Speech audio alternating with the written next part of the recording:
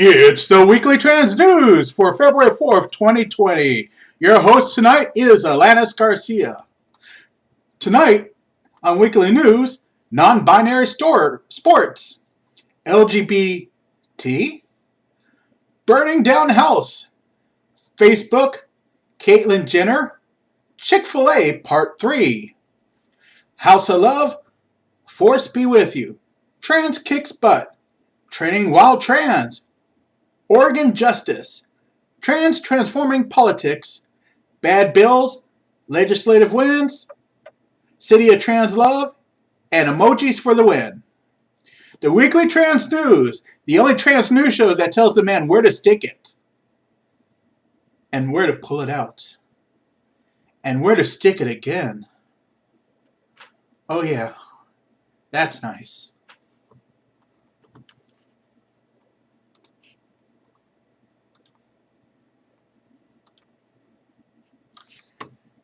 Hello everyone, it's me, Alanis Garcia, and let us start the news. Sorry that it's a couple minutes late, but we will go on.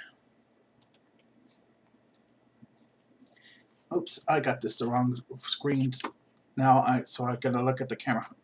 I will get this perfected at some point, I promise. Sorry, I was in a big traffic jam today. Okay. Outsports.com, a website that covers LGBTQIA athletes who are out, has awarded their first non-binary person of the year. Dominique McLean won the award for their participation in esports. Thank you, Katsu Calaver. Previously, Dominique had won an award for Outsports for Best Esports Player Award. Then, during the last year, they came out as non-binary. Dominique has been listed on the 30 under 30 games list from Forbes and was the 2019 EVO Mortal Kombat 11 champion. In August, they raised over $22,000 for the Trevor Project by doing a 72-hour Mortal Kombat stream. In addition to being an esports player and non-binary, they are also a furry and often compete under the name Sonic Fox.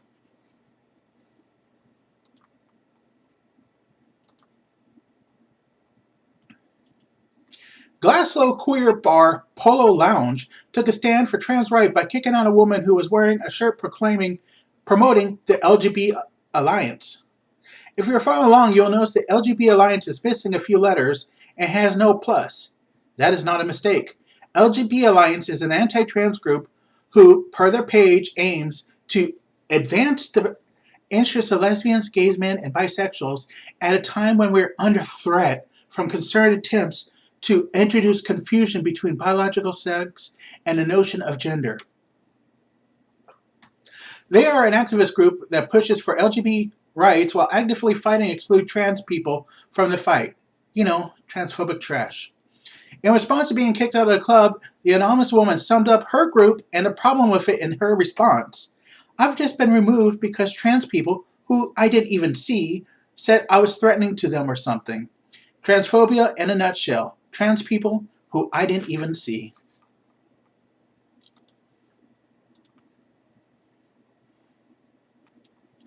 Pittsburgh woman Victoria Parker has been charged with arson for setting a fire to a building leased by Sisters PGH, and it's SISTERS. Sisters PGH is a transgender-centered drop-in space, resource provider, and shelter transitioning program based in Pittsburgh, PA. The group lost the use and contents of 2 apartments which were used to give trans people temporary living spaces. But in a rare case of good news, the group was given $30,000 in 4 days to help rebuild, and they have rented a new space. Parker, out on bond, is expected to show up for a preliminary hearing on February 25th.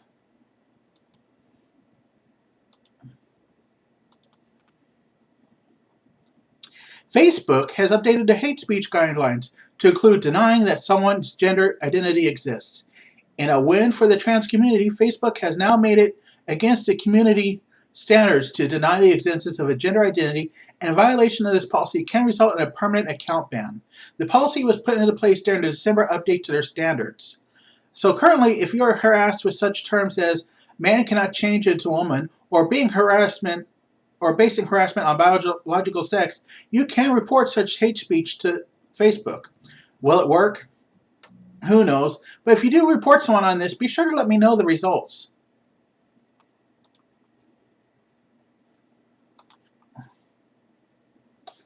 Caitlyn Jenner, the trans woman who helped the Trump campaign by endorsing them, has made the news again.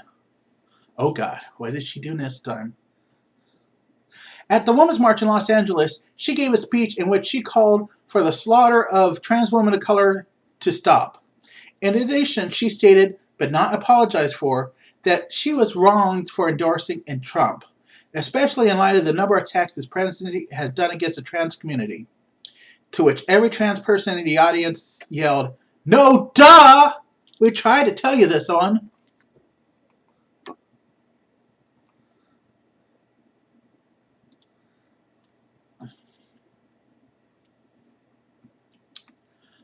Well, maybe we should just name this the Chick-fil-A News Report. In an earlier report, we mentioned that the first and only Chick-fil-A in the UK was shut down. We were wrong. Apparently, this was the second ever Chick-fil-A in the UK. We know this because now the only other Chick-fil-A, which opened before the other one was mentioned, has shut down after months of protest. This one was in the Scottish Highlands as part of a hotel. The first bisexual man elected to the Scottish Parliament, Patrick Harvey, called on the hotel chain to shut down the franchise when it opened late last year. And I am not going to try to do this accent because I would suck at it. MSP, as well as visiting delegations from other countries, often use their hotel on Holyrood Road, and many organizations hold briefing events there when a space inside Parliament is full. So we have a special responsibility to challenge them to drop their association with toxic U.S. companies which funds campaigns to undermine the LGBT plus people's safety and human rights. There is no word as to whether Harvey dropped, killed, and shouted, "Never take our freedom!" But in any case, he won his battle. Good for them.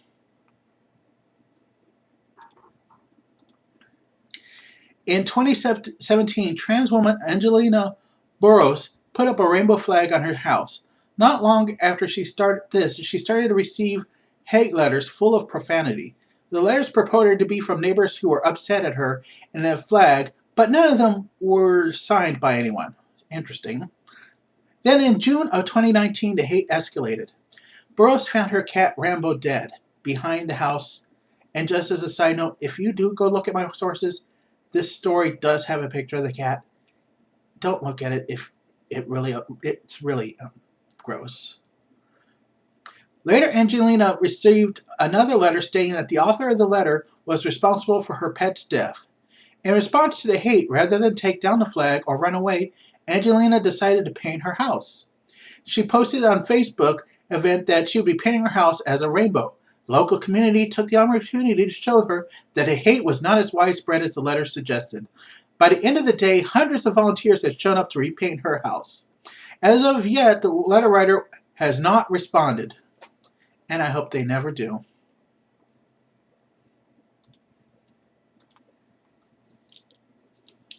Recent debates on the goodness of Kylo Ren aside, most people know that the Sith are the bad guys in the Star Wars movies. So what does it say about transphobes when Kylo Ren says trans rights matter? In a recent Saturday Night Live intro hosted by Star Wars actor Adam Driver, the monologue went on longer than was scheduled, a few minutes longer, with Adam Driver walking among the audience and occasionally checking his watch, going off script. The monologue starts off funny, but then just seems to drag a bit towards the ending. But rather than let the audience think that he isn't funny, Adam gave an explanation. At the end of his scene, Adam states that there was supposed to be a skit at the end of the show that he didn't like. He was supposed to be dressed as a woman, and he wasn't sure if the skit was transphobic or just misogynistic. And when his concerns were overlooked, he decided to extend his monologue so that it meant that the last skit would not fit in within the 1 hour assigned to the live show. Screwing over the New Order and stopping transphobia just by talking? Well done, Adam. Well done.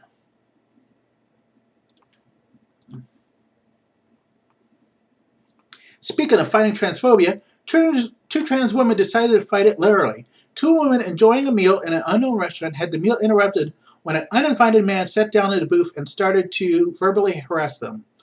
Video footage shows that one of the ladies pushed him out of the booth. Rather than take a clue, the man and a friend of his started to ask personal questions about the lady's genitals. The conversation goes back and forth a few times before the ladies lose it when they get called a homophobic slur. Both women took the men on in an impromptu boxing match. They ended with the two men in various states of pain, while the women primly cleaned up their clothes, gathered their belongings, and left.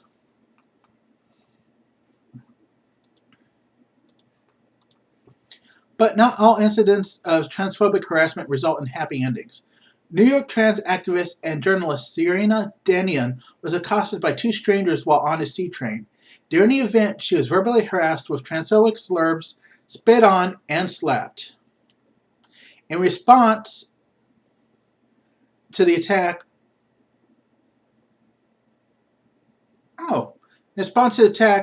the NYPD Hate Crimes Division to work. The mayor of let me start this paragraph over again. In response to the attack, Mayor Bill de Blasio ordered the NYPD Hate Crimes Division to work on his case, and he offered a personal apology on behalf of New York.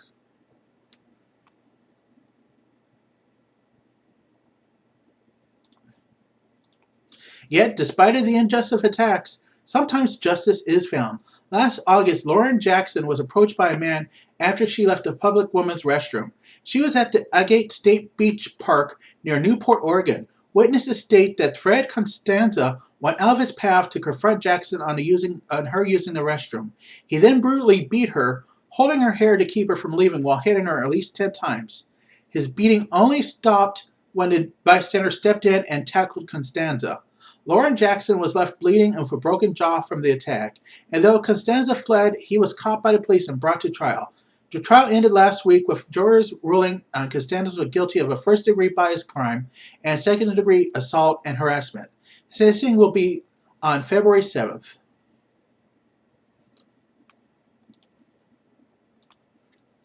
The number of trans candidates running for legislator is growing exponentially. During 2016, one trans woman ran for state legislator, Danica Rome. In 2018, two trans people ran, Brianna Tatone and Alanis Garcia. Oh, there she is on the camera. She's nice looking. This year, there were 5 running. Besides Danica Rome's re-election campaign, Florida resident Melina Ryan Barrett started her campaign last year for this November's election. Then Jessica Page Katzenheimer announced her running early in January. See our January 12, 20 episode for an interview with her. Last week, 2 more trans women announced candidacy for a state legislator. Democrat Ramona Thomas of Kentucky is running for the 28th district seat against incumbent Charles Miller. She is running in part to fight against 3 different measures that were introduced in the 2020 session for Kentucky against trans people. Besides fighting for trans people, her campaign is working for a universal free lunch program, legalizing marijuana, restoring felon voting rights, repealing right-to-work legislation, and lifting the minimum wages in Kentucky to $15 an hour. And in New York, Shauna O'Toole is running for state senate win in the 54th district. If she wins, she would be the first openly trans elected to a higher division state legislator. So far, everyone else is in the House level. Her focus is on New York's farmers and elevating the visibility and viability of trans skills. She will be running against Republican incumbent Pamela Hillming.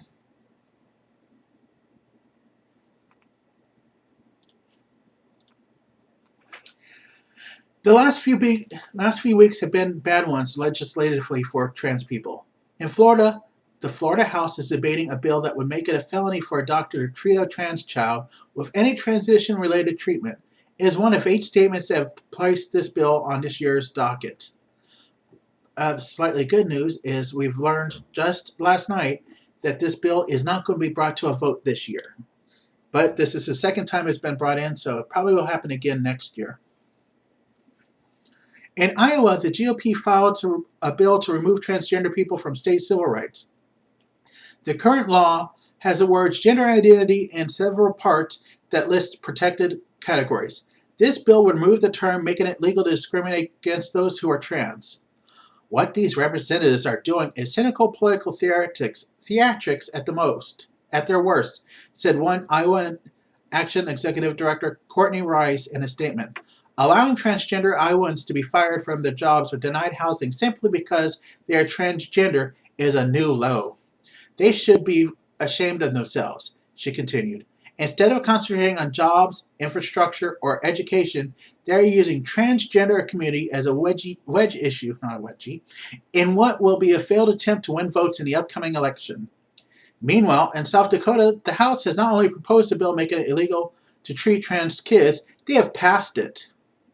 But they didn't stop there. Legislators in both the Senate and House have introduced a wide sweeping bill that takes away many rights for LGBT plus people. Some of the highlights of the bills are an injunction against gay marriage, a ban on benefits to people in non-straight marriages, a ban on permitting licenses for gay marriage, making trans a non-protected class, prohibiting the state from recognizing trans people, banning any bans against conversion therapy, banning birth certificate changes, and compares gays and trans people with zoophilia. Yes, the old they're going to have sex as a goat argument.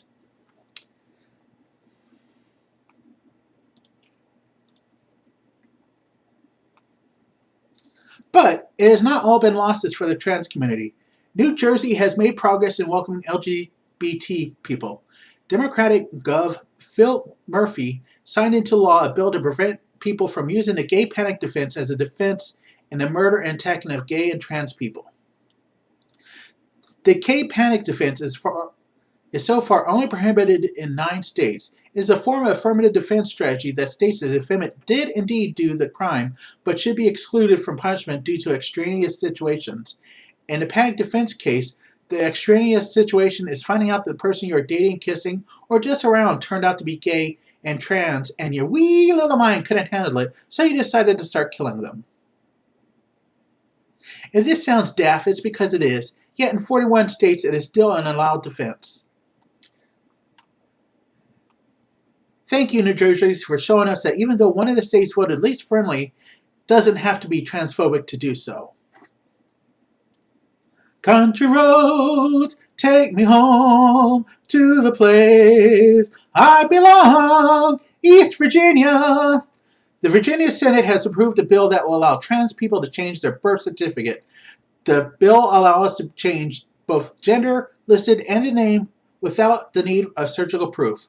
The bill still needs to be passed by the House and signed by the governor, but is a third of the way, making Virginia better. Senator Jennifer Boysko,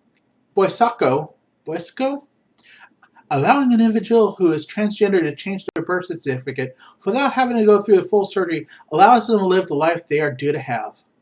And finally, in an update to the Iowan bill previously mentioned, Republicans have stated that they will be giving up the removal of trans people from civil rights protections in the state.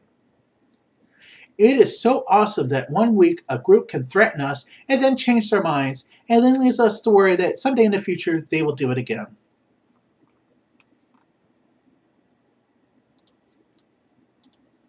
Philadelphia has what they claim to be the first openly trans-identifying person to head any city office or department. Mayor Jim Kenney appointed Selena Morrison as the new director of the LGBT affairs. Morrison was formerly the director of programs at the William Way LGBT Community Center, City of Trans Love. And finally, the Unicode Consortium, the group that sends the industry standard for text and emoji across various platforms, has okayed a new emoji consisting of a familiar flag of blue, pink, and white. Yes, the trans flag is coming to emojis, and an update that also includes some updates to other emojis to include gender-neutral options. And that is the news for the last 2 weeks. I am sorry that I missed last week. I had some car issues, but I am back, and I hope to keep doing this weekly. Thank you especially to the Kitsune Kelliver for coming and keeping me company in the chat. And if you want to know more, or if you have any news you think I should cover, please contact me at whitehatm@gmail.com. That's WHITEHATM@gmail.com. You can also find me on Twitter at atheist_T_girl. And I hope y'all all have a great day.